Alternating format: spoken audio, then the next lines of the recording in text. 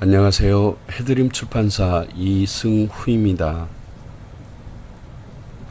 해드림 북잡기 6번째입니다. 애초 북잡기는 100회를 목표로 하였는데 겨우 5번 보내고 1년 만에야 6회를 만들었습니다. 아무리 내 삶의 감독이 자신일지라도 세상 사는 일이 이처럼 내 뜻대로 되는 게 아닌 모양입니다. 하긴 내 뜻대로 되는 일이 어디 그리 흔하겠습니까? 그러니 매 순간 지혜를 발휘하고 무엇이든 많이 내려놓으며 날마다 감사한 순간을 인식해야겠습니다. 이 해드림 북잡기도 다시 정진하여 100회를 향해 달려가고 싶습니다. 올여름 유독 불볕더위가 이글거렸습니다. 도시는 40도를 오르내렸지요. 숨이 턱턱 막히니 온 세상이 부유음하게 보였습니다. 하지만 이 더위도 벌써 시들어갑니다. 겨울이 몹시 싫은 저는 불볕더위가 좀 더 오래가면서 내 영혼의 세포마다 끼어있는 어둠의 찌꺼기를 모조리 태워버렸으면 좋겠는데 짧은 여름이 아쉽기도 합니다. 점심을 같이 하자는 반가운 메시지가 들어옵니다. 착한 마인드로 성공하기 저자 이광식 대표가 보내온 것입니다. 직원 1000명이 넘는 진명스텝스 이광식 대표는 저희가 모범으로 삼는 기업가입니다. 착한 마인드로 성공하기를 출간한 이후 종종 해드림 출판사 사무실을 찾아와 함께 점심을 먹습니다. 우리가 먹는 점심이라야 우리 건물 식당의 저렴한 식사지만 소탈한 성격의 그는 붐비고 비좁은 식당에서 아주 편안히 그리고 맛있게 식사를 합니다. 광화문에서 버스를 타고 오는 대표님과는 식사 전후 잠깐 대화를 나눕니다. 오전 11시 반에 저희 사무실에 도착하여 12시 반이면 광화문 당신 사무실로 떠납니다. 그 1시간 사이 그가 해주는 이야기를 저는 대부분 메모를 합니다. 회사로서 아직 탄탄하게 자리 잡지 못한 나에게 짧은 시간 참으로 지혜가 되는 경영 철학을 들려주기 때문입니다. 오늘 또 그가 들려준 이야기를 메모하였습니다. 특히 7월 중순에서 8월 초순은 불쾌지수가 가장 높을 때랍니다. 정말이지 올 여름에도 어지간히 습한 날씨였습니다. 이런 시기에는 사람들이 예민해져 있기 마련이죠. 그래서 쉽게 짜증을 내고 서로 충돌하기 십상입니다. 잘 알려진 대로 장마철이나 불쾌지수가 높을 때면 범죄도 자주 발생합니다. 그런데 사업하는 사람은 이런 불쾌지수도 고려할 줄 알아야 한다는 것입니다. 이 시기에는 평소보다 사람들도 덜 만나고 다소 갈등이 생기더라도 나서지 말라고 합니다. 영업이나 중요한 일도 이런 시기에는 피하고 거래처나 직원들 감정 자극하는 일이 없도록 특별히 신경을 쓰랍니다. 자연현상과 거기서 비롯된 불쾌지수조차 사업 경영에 반영한다는 사실이 놀라웠습니다.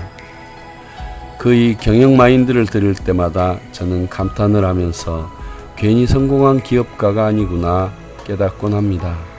그러니 메모를 안 할 수가 없지요. 해드림 출판사도 직원 1000명이 넘는 이광식 대표님 회사만큼 성장하였으면 좋겠습니다. 전화벨만 울려도 깜짝깜짝 놀라며 가슴이 두근거리던 증상이 이제는 점차 사라져갑니다. 두렵기만 하던 월요일을 맞아도 두렵지 아니하고 예민할 대로 예민해져 작은 일에도 울뚝배를 부리던 성격도 온순해졌습니다.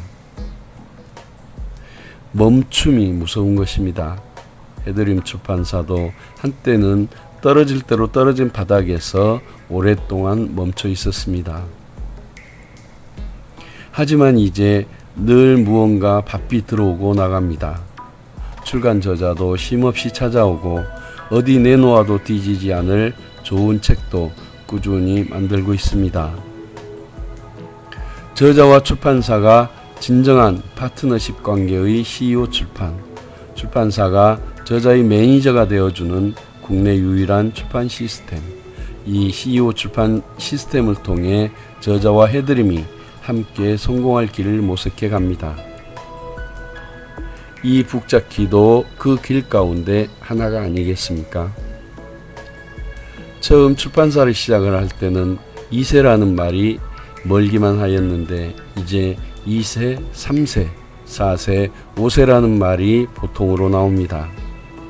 우리나라 여러 출판 시스템 가운데 해드림의 CEO 출판을 선택한 저자들은 이 시스템을 통한 소기의 목적을 반드시 이루어낼 것입니다. 꿈은 반드시 이루어집니다. 꿈은 끝나는 것이 아니라 이루어질 때까지 이어지는 것이니까요. 2015년 가을부터는 해드림 저자와 해드림 책을 세상에 좀 더 드러내기 위해 출판과 문학의 정기 간행물도 발행할 예정입니다. 사실 우리나라에서 책을 만드는 일은 슬픈 일이기도 합니다. 대형 서점마다 자기들 코너를 갖춘 소위 메이저 출판사가 아니라서 조금은 슬프고 정말 좋은 내용의 책이 쉽게 묻혀버려서 슬픕니다. 나오는 책마다 대박이 될 수는 없지만 그래도 우리 국민이 책은 좀 읽어줬으면 좋겠습니다. 별명이 광주백작인 제 친구가 있습니다. 그는 평범한 마이너리그 삶이지만 한 달 생활비 가운데 반드시 도서 구입비가 들어갑니다. 물론 여러분의 한 달 생활비에도 그것이 책정되어 있을 줄 압니다. 한 달 생활비에 도서 구입비를 꼬박꼬박 책정한다는 사실만으로도 저는 제 친구에게 존경을 표합니다. 100만 부 팔린 베스트셀러 한 권 읽었다고 해서 금세 내 인생이 변하는 것은 아닙니다. 독서는 다양한 내용의 책을 꾸준하게 읽어야 차츰 그것이 보물 쌓이듯 쌓여서 자신의 지적, 영적 자본이 되고 인생을 행복하고 향기롭게 합니다.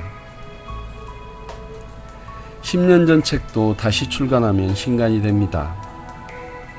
독서는 신간이냐 구간이냐 따져서 읽는 것이 아니라 출간 시기와 무관하게 읽고 싶은 책을 읽는 것입니다. 서점에 가면 평대와 책장이 있습니다. 사람이 많이 다니는 서점 통로에 설치하여 책 수십 권을 쌓아놓는 곳이 평대이고 한 곳씩 꽂아두는 곳이 책장입니다. 당연히 이 책장의 책이 훨씬 많으며 또한 좋은 책도 이 책장에 더 많이 꽂혀 있습니다.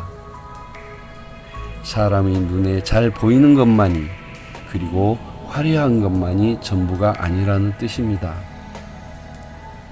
여기 동영상 화면으로 많은 책이 소개되고 있습니다. 들여다보면 읽고 싶은 책이 여러 권 나올 것입니다. 독서는 자신의 품격을 쌓는 일입니다. 학력이나 학위보다 더 중요한 것이 독서입니다. 가끔 최고위직 공무원들이 음란한 짓을 하여 하루아침에 인생을 말아먹는 경우를 봅니다. 그것은 독서 부족으로 인성 결핍이 되어 있기 때문이죠.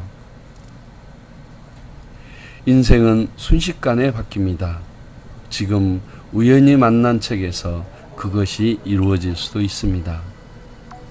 독서를 권유하는 저희 이 행위가 책 한 권이라도 팔아보려는 발버둥이 아니라 누군가에게 어떤 책을 만나게 함으로써 그 인생을 역전시켜 놓을 수도 있지 않을까 생각하면 책을 홍보하는 이 행위도 가치 있는 일이 아닐 수 없습니다. 인생이라는 것이 쉽게 업그레이드 되기 어려운 것이지만 어떤 수필가의 수필집에 들어있는 몇 마디가 자신의 인생을 변화시킬 수도 있는 책은 바로 그런 것입니다. 이 독서권장이 인연이 되어 당신이 늘 책과 함께하는 인생이 되었으면 좋겠습니다. 그리 되면 해드림 출판사를 잊지 말아 주십시오. 아까 말씀드린 이광식 대표의 착한 마인드로 성공하기 독후감 공모전을 현재 진행 중입니다. 물론 상금도 있습니다. 자세한 내용은 해드림 출판사 홈페이지를 참조하면 되는데 이 책을 통해 성공 마인드를 벤치마킹 해보시고 독후감도 한번 써보시기 바랍니다.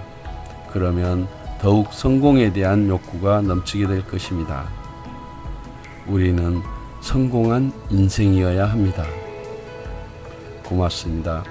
늘 건강하시고 평안하시길 기도합니다. 해드림 북잡기 7회에서 또 뵙겠습니다. 해드림 출판사 이수훈이었습니다.